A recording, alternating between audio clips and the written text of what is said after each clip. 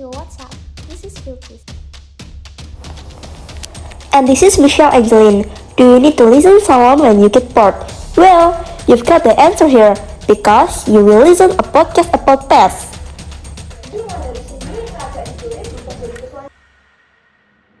Halo guys, kembali lagi di Pose Podcast Sejarah. Kenalin nih, nama aku Michelle Angeline Josiaga bersama teman aku Bilkis Ramadhan di sebagai pemula acara. Nah, pada episode kali ini kita akan membahas mengenai kerajaan yang ada di Maluku.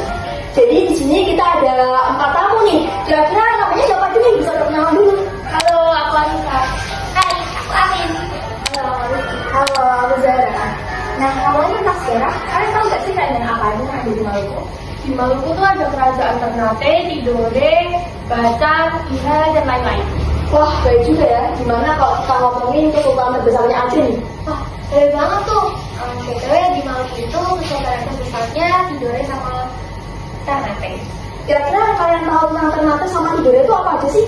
Yang aku tahu tuh kerajaan Ternate itu berada di Halmahera, Maluku Utara.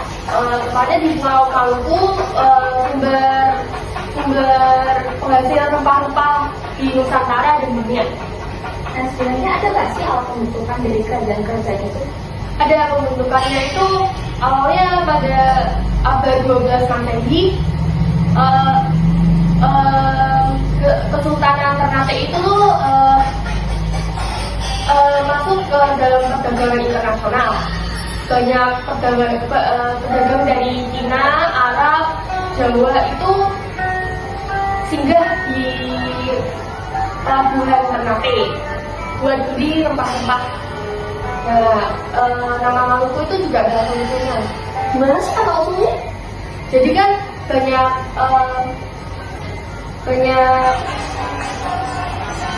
pedagang yang dari luar itu kan singgah di Ternate itu. Dan mereka tuh sebutnya tuh Jazirah Al-Mulk, yang artinya tuh negeri para raja. Berarti di situ tuh rajanya banyak kan? Jadi karena banyaknya pedagang itu, petinggi itu tuh bikin kerajaan namanya Maluku. Yang raja pertamanya itu namanya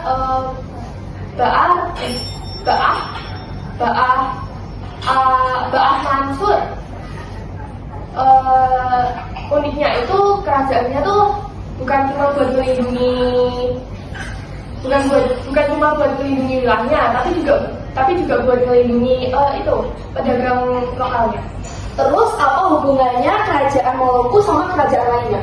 Nah, jadi dulu tuh kerajaan Ternate, Tidore, Jailolo sama Bacan itu terdapat konflik. Nah, mereka itu bersaing di sektor perdagangan. Nah, karena konflik itu, petinggi dari keempat kerajaan itu melakukan musyawarah di kerajaan Maluku. Nah, akhirnya ada tuh salah satu raja dari kerajaan Maluku, yaitu Raja Sunda, yang menemukan hasil dari permasalahan tersebut. Nah, hasil musyawarah itu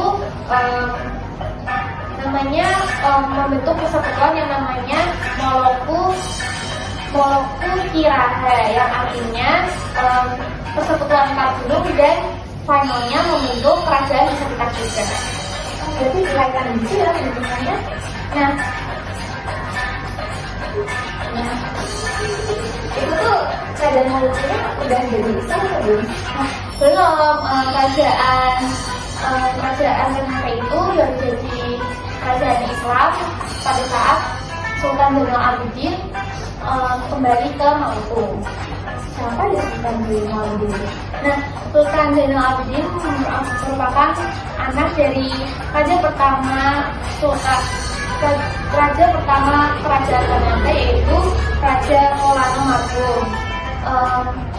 Beliau memerintah kerajaan pada tahun 1465 sampai 1486. Pada tahun 1449, beliau ini bertindak bersih untuk belajar Islam kepada Sunan Giri. Nah, pada saat kematian ayahnya, beliau kembali ke Maluku untuk mewariskan tahtanya. Pada saat kembali ke Maluku, beliau juga membawa orang dari Gresik untuk membantunya untuk menyebarkan agama Islam di Maluku. Nah, beliau juga mengubah kerajaan Ternate menjadi Kesultanan Ternate. Beliau juga membangun lembaga yang namanya Bebato untuk membantu menyebarkan Islam di sana. Oh, jadi gitu prosesnya. Gimana kalau kita mau ke Tidore aja nih? Yuk. Apa sih yang kalian tahu tentang Tidore? Tidore ini sebelah Masehi di Maluku. Nah, Tidore ini sebagai batu rempah-rempah juga yang terlibat berdagang rempah-rempah. Nah, rempah-rempah dari Maluku termasuk Tidore ini masuk mengikuti perjalanan panjang atau disebut dengan perjalanan sutra. Nah, kalau masuknya sampai Tidore itu gimana sih? Nah, Tidore kan tempat yang terbuka nih. Jadi pengaruh kamu bisa masuk Tidore dengan Tidore sama kayak yang banyak mungkin kayak Jawa dan Arab juga berpengaruh besar. Bahkan ada ahli yang bilang kalau Islam tuh masuk Tidore dan peminat pertama mereka yang bergelar Kalano Sadari dan memiliki nama asli Nangil bin Jafar As-Sadiq, tapi itu belum resmi jadi agama negara. Itu menjadi agama negara itu pada tahun 1425 waktu pemimpinan Kalano Tirusiyati atau dikenal sebagai Sukajarudi. Berarti mulai dari sini kerajaan Tidore berubah jadi Kesultanan Tidore ya? Kalau berubah gitu, terus politiknya itu berubah nggak sih? Berubah dong pastinya. Sultan Jamaluddin yang tadi dibilang sama Rizky, beliau itu kayak membuat atau terkait sama sistem pemerintahan yang dikenal kolonial Ibu Bato dunia Sakirat, yang artinya para raja dan pembantunya kayak mengurusin masalah dunia dan akhirat. Terus pada masa pemerintahan Sultan Jamaluddin, Islam berkembang pesat seiring datangnya ulama dari Mekah yang bernama Syekh Mansur. Kalau dari aspek sosial sama ekonomi gimana ya? Kesultanan Tidore bercorak Islam kan ya. Jadi masyarakat Tidore itu dalam kehidupan sosialnya banyak pakai hukum Islam gitu sih. Nah, itu bisa dilihat waktu Sultan Nuku dari Tidore dengan Damas cerita dari Portugal melakukan pemulihan dengan mengangkat sumpah di bawah kitab suci Al-Quran. Kalau dari aspek ekonominya sendiri, Kesultanan Tidore lebih ke perdagangan sih. Soalnya Tidore kan penghasil rempah-rempah ya. Jadi banyak pendatang dari Eropa dan wilayah sekitarnya datang ke situ buat beli rempah yang tinggi.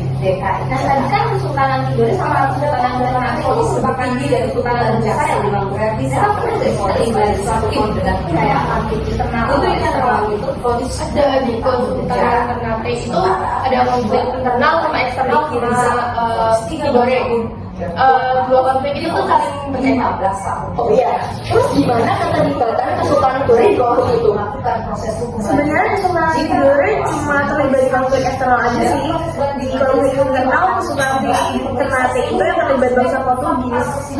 Kok bisa loh Portugis? Kok bisa ya? Nah, jadi gini nih ceritanya. Pada tahun 1512 bangsa Portugis ini berlabuh di kerajaan Ternate. Pada saat itu Sultan Bayan Sirullah yang menjadi Raja Kesultanan Ternate pada saat itu menerima kedatangan Ternate, menerima kedatangan Portugis. Nah, Portugis itu juga diperbolehkan buat bangun benteng pertahanan di sana. Nah, ini juga dilatar belakangi sama apa yang terjadi di Kesultanan Tidore pada tahun 1521. Apa yang terjadi di Kesultanan Tidore? Di tahun 1521 tuh Kesultanan Tidore bersekutu tuh sama bangsa Spanyol lah. Yang mana bangsa Spanyol tuh sebenarnya musuhan sama bangsa Portugis. Loh, jadi ini ada dua kubu dong. Kubu Ternate Portugis sama kubu dari Spanyol. Jangan bilang ini awal mula perangnya. Nah, bener banget, Spanyol sama Portugis itu punya ambisi buat monopoli perdagangan kemarin internasional. Jadi mereka itu memanfaatkan aturan antara Ternate dan Tidore dan terjadi perang.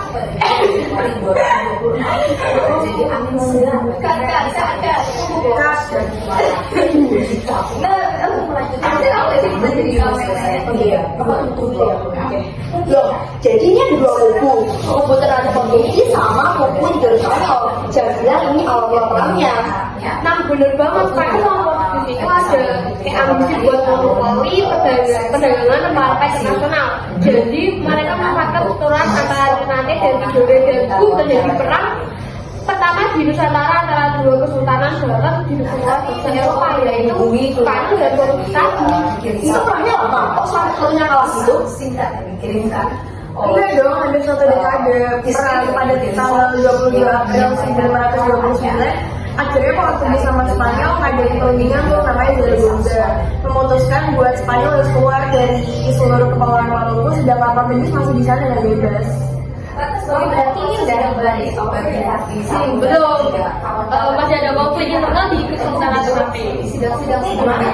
Jadi itu habis perjanjian Zaragoza ini, permaisuri Norika ini mau nyatuin Ternate sama Tidore, tapi Pangeran Terwase ini nolak, malah mau menduduki takhta. Jadinya itu Kesultanan Ternate ini tuh jadi perang saudara. Yang direbutin sama Pangeran Terwase.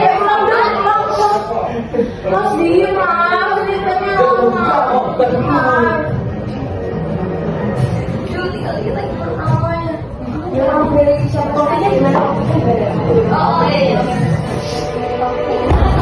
Jadi ya di perjanjian Zaragoza ini permaisuri Norika ini mau nyatuin Tidore sama Ternate. Nah, Pangeran Terwase ini nolak, malah dia tuh mau bikin tahtanya itu. Nah, karena itu Kesultanan Ternate itu jadi praktisnya sama Pangeran Terwase sama Sultan Abu Hayat. Perang ini tuh akhirnya dimenangin sama Pangeran Terwase yang didukung oleh bangsa Portugis. Nah, tapi bangsa Portugis ini malah mengkhianatin Pangeran Terwase dan membunuhnya sebelum naik takhta. Nah, perangnya ini malah berhasil. Kira-kira ada nggak sih yang berhasil perang tersebut? Pastinya ada dong. Nah, waktu kepemimpinan Sultan Babua, beliau ini berhasil mengusir Portugis dengan cara melaksanakan perang. Nah, nama perangnya ini namanya tuh Perang Soya-Soya. Artinya ini perang untuk membebaskan negeri. Wah, keren juga ya. Tapi waktu Spanyol kan Tidore kena imbas dari Portugis juga nggak sih? Iya dong, karena Ternate sempat bicara sama iya dong pasti kena. Tidore sempat bicara sama Portugis dan Ternate. Tidore tuh juga sempat terlibat peperangan melawan Portugis dalam waktu yang panjang, tapi akhirnya pada tahun 1526 Portugis berhasil melupakan Tidore. Portugis juga dikasih orang berbatik yang bernama Dom Pedro. Tapi akhirnya Portugis juga terus habis itu ada nggak sih bangsa Eropa yang datang ke Tidore? Ada dong. Dari negara itu tuh belajar melalui komunitas perdagangan yaitu VOC. VOC melakukan kayak semacam pengawasan dengan nama monitor stand buat ngawasi produk rempah-rempahnya. Tidore juga sempat kok ngalamin konflik internal perebutan tahta di dalam istana. Nah, kali ini juga yang melatar belakangi VOC bisa meloloskan eksploitasi rempah-rempah di Tidore dan Maluku itu.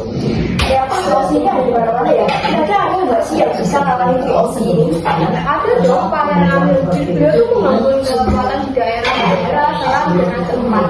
Pada tahun 1920, Pangeran Amilcar ini memimpin pasukan dan beliau dipanggil dengan sebutan Maluku.